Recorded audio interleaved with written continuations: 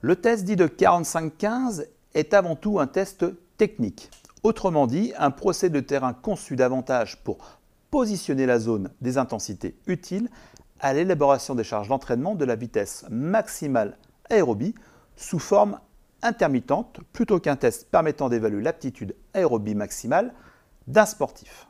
Ce test progressif et maximal se réalise sur terrain plat sous forme d'aller-retour en course avec des paliers qui se composent d'une phase active, c'est-à-dire d'une course de 45 secondes, suivie de phase passive, c'est-à-dire d'une pause de 15 secondes, qui en plus d'accorder une petite récupération, donne le temps de se repositionner pour le départ suivant. Je vous précise que ce test ne nécessite pas de phase d'échauffement. Ce test convient à un large échantillon de sportifs, des jeunes aux plus âgés, des débutants aux sportifs confirmés.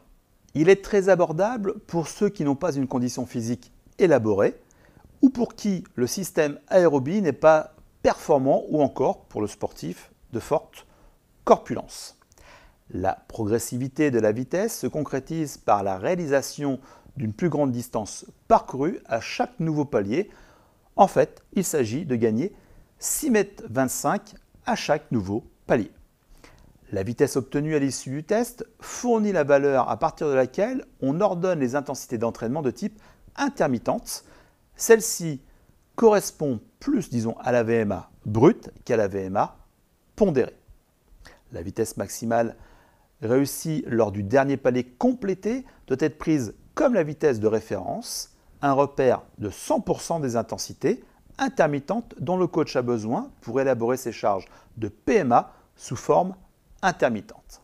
Il faut bien comprendre que ce test est un test technique, donc si nous le comparons avec le résultat d'un test dit de VAM éval, la vitesse limite peut être nettement supérieure de 0,5 jusqu'à 2 km/h. Cet écart n'est pas un problème de fiabilité mais de pertinence. Il semble plus pertinent de se servir d'un test intermittent pour élaborer les charges intermittentes et d'un test continu pour élaborer les charges continues. En ce qui concerne les sports collectifs, le 45-15 peut être considéré comme un test très pertinent au plan technique et parfaitement adapté aux besoins spécifiques, car ce sont des disciplines où le travail aérobie intermittent prédomine en comparaison avec le travail continu. Pour les coureurs de demi-fond, il peut être un excellent complément du test de VAM éval. Ainsi, les deux tests fournissent les références hautes et basses. Nous avons donc d'une part une zone plancher que nous pouvons assimiler à la VMA pondérée, obtenue par le test, disons, continu, et d'autre part une zone crête que nous pouvons comparer à la VMA brute obtenue lors du test intermittent. Observons maintenant le protocole. Le test conserve l'incrémentation classique de 0,5 km/h par minute qui correspond à un taux de progressivité correspondant au principal test aérobie.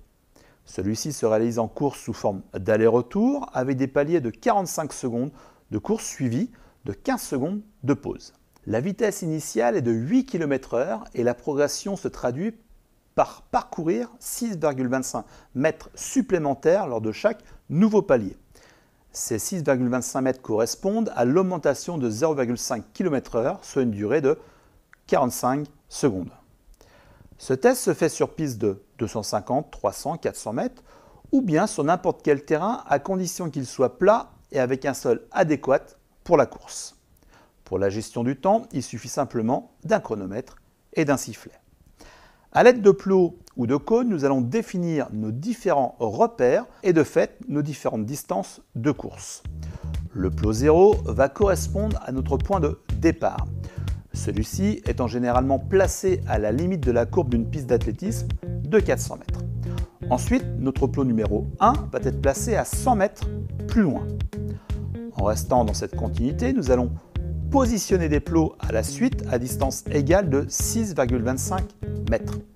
Nous allons donc pouvoir observer des plots aux distances suivantes. Plot numéro 1 situé à 100 mètres du plot 0 correspondra à notre balise numéro 1. Plot numéro 2 situé à 106,25 m du plot, bien sûr 0, correspondra à notre balise numéro 2.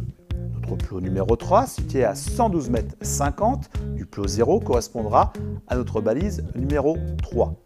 Nous pouvons faire cela pour les plots suivants jusqu'au numéro 31.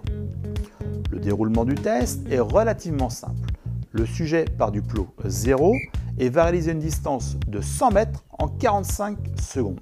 Il est important de maintenir la même vitesse de course sur l'ensemble de la distance et ce, pour l'ensemble du test.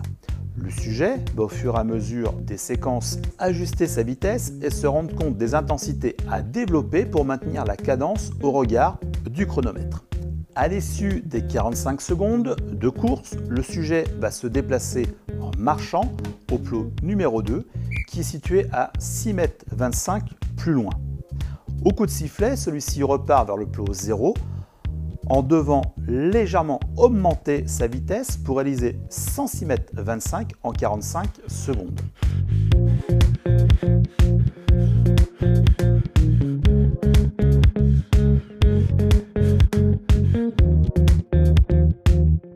Une fois le plot 0 atteint, le sujet attend 15 secondes, puis au coup de sifflet, celui-ci repart pour atteindre le plot numéro 3 qui est situé à 112,50 m. La cadence de course va donc augmenter proportionnellement au plot qui doit être atteint. La distance augmente tandis que le délai pour y parvenir reste identique, ainsi que le temps de repositionnement ou de récupération, c'est-à-dire des 15 secondes.